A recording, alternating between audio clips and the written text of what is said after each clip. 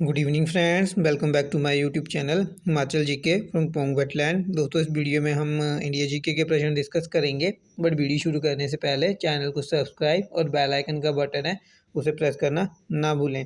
तो चलिए वीडियो शुरू करते हैं। पहला प्रश्न हमारे पास 123। Who among the following was not a part of tripartite struggle. Tripartite struggle निम्न में से कौन त्रिपक्षीय संघर्ष का हिस्सा नहीं थे? दोस्तों, इसमें से चोल वंश चोल वंश जो था वो त्रिपक्षीय संघर्ष का हिस्सा नहीं था। तो 123 का डी जो है वो राइट ऑप्शन है। दोस्तों, त्रिपक्षीय संघर्ष क्या था? तो पाल वंश, प्रतिहार वंश और राष्ट्रकूट वंश जो थे वो कन्नौज पर अधिकार करने के लिए जो एक दूसरे से युद्ध कर रहे थे, संघर्ष कर रहे थे। तो इसे ही जो है त्रिपक्षीय संघर्ष कहा गया है। तो पाल वंश से जो था वो धर्मपाल ने हिस्सा लिया था इस युद्ध में। प्रतिहार वंश से वत्सराज ने और राष्ट्रकूट वंश से लिया था ध्रुव ने। ठीक है, तो इस युद्ध में जो है राष्ट्रकूट वंश जो है उसकी विजय हुई थी। 124 है। Who was the last ruler of the Tughlaq dynasty of the Delhi सल्तनत। दिल्ली सल्तनत के तुगलक वंश के अंतिम शासक कौन थे? तो दोस्तों वो थे महमूद शाह तुगलक। तो 124 का सी जो है वो राइट ऑप्शन है। दोस्तों, तुगलक वंश का अंतिम शासक नसीरुद्दीन महमूद तुगलक था। इसका शासन दिल्ली से पालम तक ही रह गया था। तैमूरलंग ने इसी के शासनकाल में 1398 ईस्वी में दिल्ली पर आक्रमण किया था। दोस्तों, तुगलक वंश की स्थापना जो है वो गाजी मलिक या तुगलक गाजी गयासुद्दीन तुगलक ने की थी। ठीक है, इसने 5 सितंबर 1320 ईस्वी को खुसरो खां को पराजित किया था और 8 सितंबर 1320 ईस्वी को जो है ये गद्दी पर बैठा था। 125 है। Which Mughal emperor lifted the jizya on Hindus. कौन से मुगल शासक ने हिंदुओं पर से जजिया कर उठा लिया? तो दोस्तों ये उठाया था अकबर ने। तो 125 का सी जो है वो राइट ऑप्शन है। 126 है। The first governor general of India was appointed in. Bharat के पहले गवर्नर जनरल की नियुक्ति कब हुई थी? दोस्तों ये हुई थी 1833 में। तो 126 का बी जो है वो राइट ऑप्शन है। दोस्तों, वर्ष 1833 में चार्टर एक्ट के द्वारा बंगाल के गवर्नर जनरल को भारत का गवर्नर जनरल बना दिया गया। इस प्रकार भारत का पहला गवर्नर जनरल बना था लॉर्ड विलियम बेंटिक। ठीक है, वो उस टाइम पे बंगाल के गवर्नर जनरल थे। नेक्स्ट क्वेश्चन है 127। The original name of Swami Dayanand Saraswati was.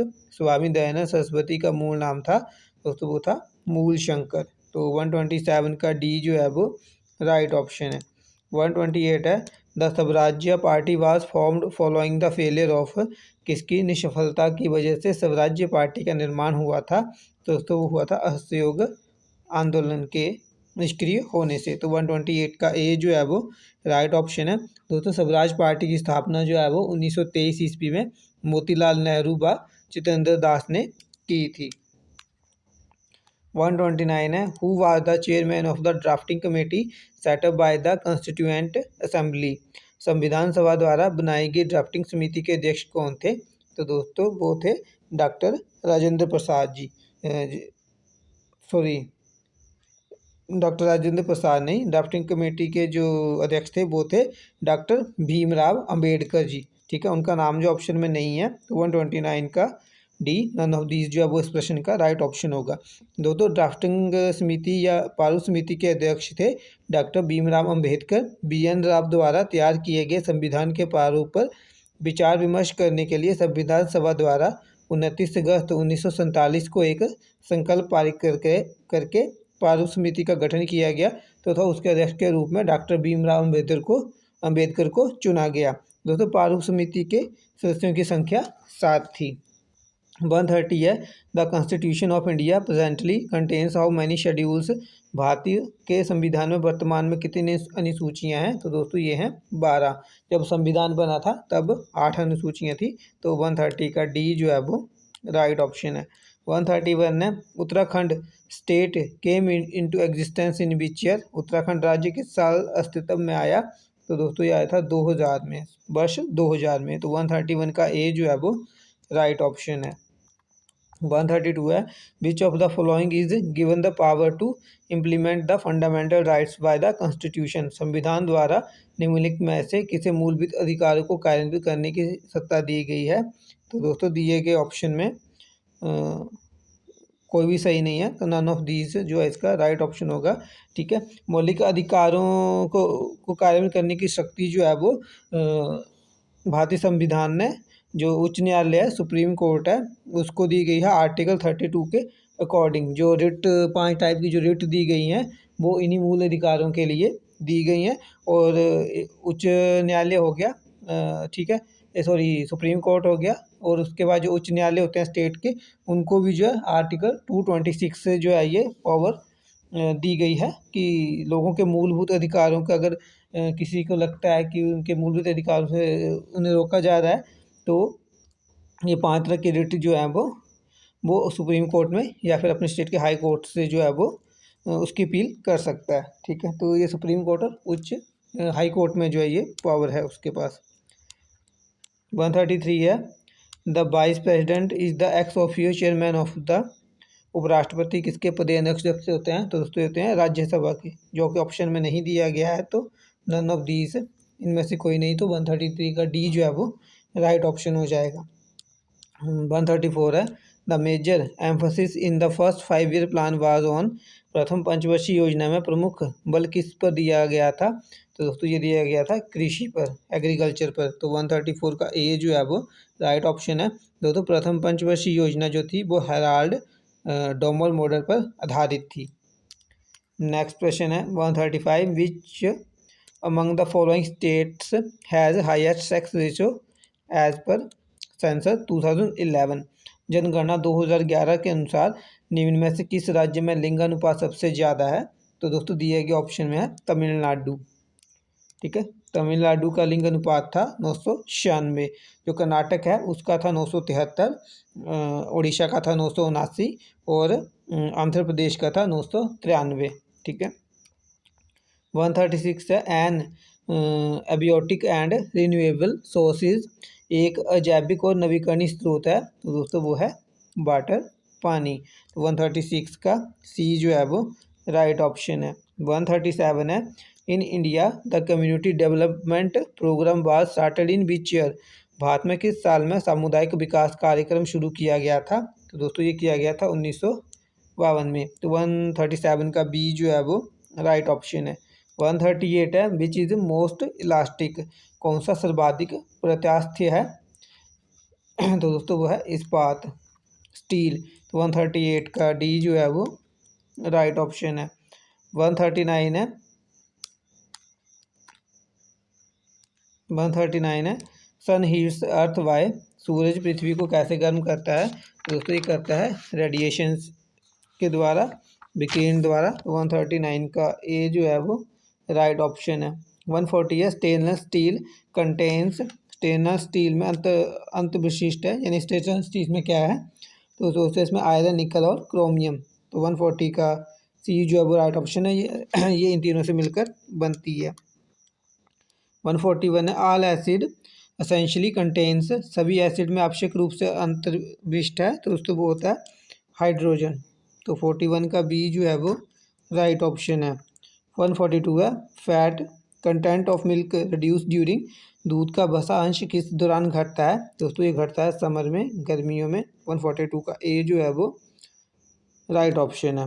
143 है which of the following is also known as emergency hormone. निम्न में से कौन सा आपातकालीन हार्मोन है, हार्मोन नाम से जाना जाता है? तो दोस्तों वो है एड्रीनालिन। 143 का सी जो है वो एड्रेनलिन जो है, तो 143 का सी जो है वो राइट ऑप्शन है। एड्रेनल जो है वो एड्रेनल ग्लैंड से निकलता है। ये तब निकलता है जब शरीर को या बीमार हो, ठीक है, या कोई दुर्घटना घटी हो शरीर के साथ, जैसे एक्सीडेंट वगैरह हो, तो उस टाइम पे जो निकलता है ये बेसिकली जो है आदमी के दिमाग से जो तनाव को कम करता है। ठीक है, तो 144 है नेक्स्ट सैंडस्टोन इज मेटामॉर्फोज्ड इनटू। बालूकाशम किस में कायांतरित होता है? तो दोस्तों ये होता है क्वार्टरजाइट में। तो 144 का बी जो है वो राइट ऑप्शन है। 145 है। The homosphere extend up to the height of, homosphere कितनी ऊंचाई तक फैला है? तो दोस्तों ये फैला हुआ है 80 किलोमीटर की, सॉरी 80 नहीं है, 90, ठीक है, 90 किलोमीटर की ऊंचाई तक फैला हुआ है। होमोस्फीयर क्या है? ये वायुमंडल के परत है जिसमें कि आपकी जो 5 लेयरें जो हैं, ट्रोपोस्फीयर, स्ट्रेटोस्फीयर, मेसोस्फीयर, आइनो मेसोस्फीयर के बाद ठीक है आइनोस्फीयर है, ठीक है। फिर तो ये 5 जो परतें हैं वायुमंडल की, उनमें से जो 3 परतें हैं सबसे निचली, ट्रोपोस्फीयर, स्ट्रेटोस्फीयर और मेसोस्फीयर, तो इनको मिला के जो है होमोस्फीयर बनती है, ठीक है। नेक्स्ट क्वेश्चन है 146, the average depth of the Indian ocean is, Hind महासागर की औसत गहराई है, तो दोस्तों वो है 4 किलोमीटर। नेक्स्ट क्वेश्चन है 147, the best soil for plant growth is, पादप विकास के लिए सबसे उत्तम मृदा है, तो दोस्तों वो होगी लोम दोमट मृदा, तो 147 का बी जो है वो राइट ऑप्शन है। 148 है, which of the following minerals in the symbol of modern civilisation, निम्न में से कौन सा खनिज आधुनिक सभ्यता का प्रतीक है, तो दोस्तों वो है लोहा, तो 148 का सी जो है वो राइट ऑप्शन है। 149 है, the plateau which lies to the south of Ranchi plateau is the, Ranchi पठार के दक्षिण में कौन सा पठार स्थित है, तो दोस्तों वो है हजारीबाग पठार, तो 149 का बी जो है वो राइट ऑप्शन है। 150 है, which of the following rivers empties itself into the Arabian sea, निम्न में से कौन सी नदी अपने आप को अरब सागर में खाली करती है, तो दोस्तों वो है नर्मदा नदी, तो 150 का ए जो है वो राइट ऑप्शन है। In India anti cyclones occur during, Bharat में प्रति चक्रवात कब होते हैं, तो दोस्तों ये आते हैं विंटर में, सर्दियों में, तो 151 का ए जो है वो राइट ऑप्शन है। 152 है, Koderma and Giridih are the chief collecting centres of, Koderma और गिरिदिह किसके प्रमुख संग्रह संस्थान है, तो दोस्तों ये हैं माइका के, ठीक है। और ये जो लोकेशंस हैं, ये जो जगह हैं, ये स्थान जो है दोस्तों ये आपके हैं झारखंड में, ठीक है, तो माइका जो है झारखंड में पाया जाता है। 153 है, which of the following is the biggest oil refinery of India, निम्न में से कौन सी भारत की सबसे बड़ी तेल रिफाइनरी है, तो दोस्तों दिए गए ऑप्शन में जो मथुरा है ये सबसे बड़ी रिफाइनरी है, ठीक है।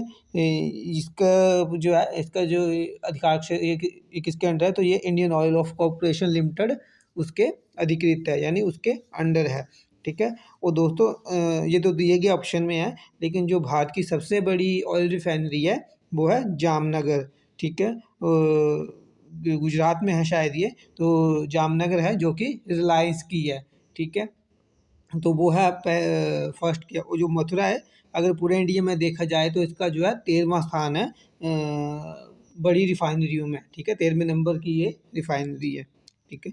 तो दोस्तों ये लास्ट प्रश्न था इस वीडियो का। आई होप आपको वीडियो अच्छी लगे। अगर आपको वीडियो अच्छी लगती है तो इसे लाइक करें, शेयर करें, मेरे चैनल को सब्सक्राइब कर लें। नेक्स्ट वीडियो में मिलेंगे, तब तक के लिए गुड बाय, जय हिंद, जय भारत, जय हिमाचल।